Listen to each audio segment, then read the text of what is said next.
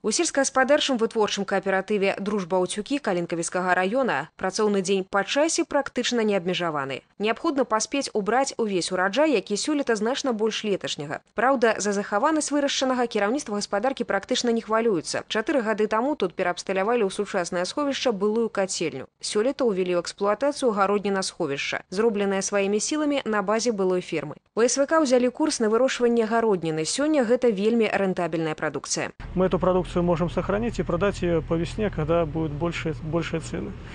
Рентабельность по картофелю в настоящий момент составляет 30%, по луку 40%. То есть и на следующий год тоже мы планируем увеличить посевные площади и лука, и посадку картофеля. Добрый прыбытак гаспадаркам прыносяць і фруктовыя сады. У КСУП СВК 50 год БССР пад яблыневы сад адвялі 100 гектараў. І хоць ураджай сёлета атрымалі пакуль толькі з трэцяй гэтай плошчы, астатнія дрэвы яшчэ маладыя, але і гэтага хапіла, каб зразумець. Займацца яблыкамі ёсць сэнс. У доказ чаго прыводзіцца толькі адно параўнанне. За рэалізаваныя фрукты гаспадарка атрымае столькі ж сродкаў, колькі ад зерневых культур, якія ў гэтым годзе тут займалі 2000 гектараў. Наши яблоки востребованы, можно сказать, по всей Беларуси. На ярмарке бываем и Минск, и Гомель, Калинковичи.